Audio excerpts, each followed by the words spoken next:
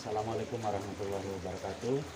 Waalaikumsalam warahmatullahi wabarakatuh. Alhamdulillah pada sore hari ini saya sangat bahagia sekali karena bisa bertemu dengan Ibu Kepala Sekolah Masjid Alam Pelopor.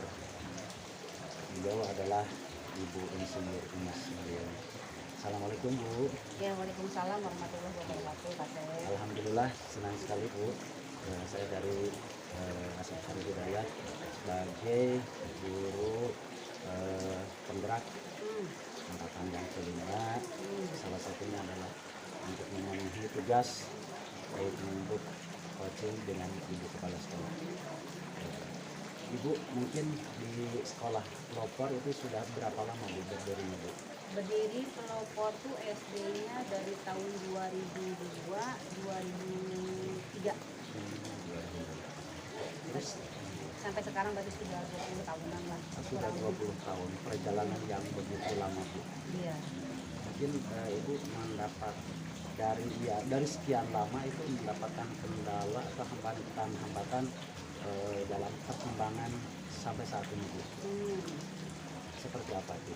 Ada sih banyak ya persoalan yang dihadapi. Yang pertama adalah tentu kalau di dalam sebuah kelembagaan itu ya faktor finansial ataupun dana itu juga menjadi permasalahan, gitu ya, itu yang pertama. Terus yang kedua itu permasalahan manajerial juga ada, gitu. Terus yang ketiganya yang paling utama yang ketiga itu yaitu permasalahan di dalam sumber daya manusianya, gurunya, gitu. Dalam artian masalahnya ini kan kalau untuk di swasta gitu ya, jadi adanya pergantian atau rotasi guru yang terlalu cepat atau perpindahan mutasi guru yang terlalu cepat siklusnya itu kan sangat menjadi sebuah persoalan. Dalam artian keberlangsungan proses belajar itu kan dipertaruhkan. Contohnya seperti ini, ada seumpamanya guru yang masuk nih yang baru, dia itu hanya bertahan mungkin hanya 2 atau 3 tahun karena memang contoh kata dia itu sebagai katakanlah mencari untuk calon PNS gitu ya. Nah otomatis kan hanya 2 tahun, setelah itu keluar dari formasi gitu kan untuk mengikuti tes CPNS. Nah itu dalam artian kan ada kekosongan dari sumber daya pengajarnya gitu. Ya masalahnya macam-macam, diantaranya itulah itu ada yang mau jadi CPNS, ada yang juga perpindahan karena ikut suami ataupun menikah ikut suami gitu. Nah itu satu persoalan yang sangat urgent gitu untuk diatasi, bagaimana untuk SDM ini tuh stabil gitu sehingga proses pembelajaran pun bisa stabil. Nah itu bagian dari persoalan-persoalan SDM gitu. Juga selain itu juga memang selain formasi gitu yang harus berubah karena harus gonta-ganti guru katakanlah, juga memang kompetensi gurunya juga gitu. Karena faktor kapasitas, kemudian juga kemampuan, kompetensi gurunya, loyalitas, kinerja guru itu betul-betul menjadi faktor yang dominan untuk untuk menunjukkan atau membuktikan kualitas suatu proses atau suatu pembelajaran. Ketika guru nggak ada, pasti berpengaruh pada proses pembelajaran ya, atau berganti guru. Ketika kompetensi gurunya juga kurang, itu juga berpengaruh pada proses pembelajaran. Jadi memang yang paling utama adalah itu. Selain yang tadi ada poin 1, poin 2, poin 3 itu. Nah seperti itu Asep. Kalau boleh dikatakan Bu, kendala yang dihadapi kalau misalkan diskorkan skor 1 sampai 10, kira-kira ada di yang mana? Bu? Yang Ya, 1, 2, kendala atau yang 3? sedang dihadapi.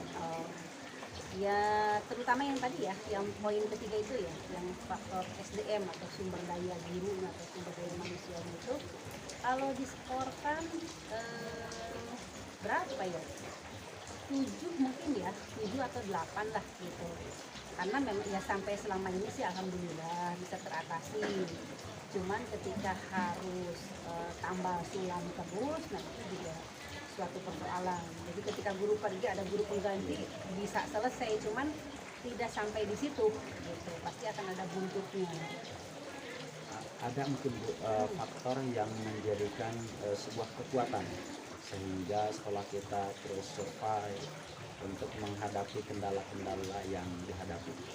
Yang kendala yang tadi ya, Iya. yang kekuatannya sebenarnya untuk di lembaga kita ya, di lembaga sekolah alam pelopor ini, yang pertama ya usia lembaga gitu ya, itu juga memperlihatkan bagaimana kematangan sebuah lembaga.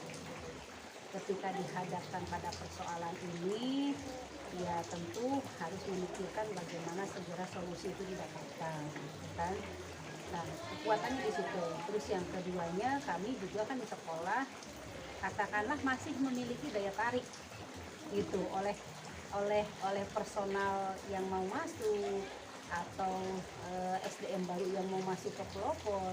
Pelopor itu punya ciri khas tersendiri, yaitu muatan unggul yang ada di dalamnya, fasilitas sarana prasarana di dalamnya. Dan juga sebenarnya kalau ingin jujur, kita tuh pelopor tidak terlalu masih termasuk bisa berproses dan bisa up gitu.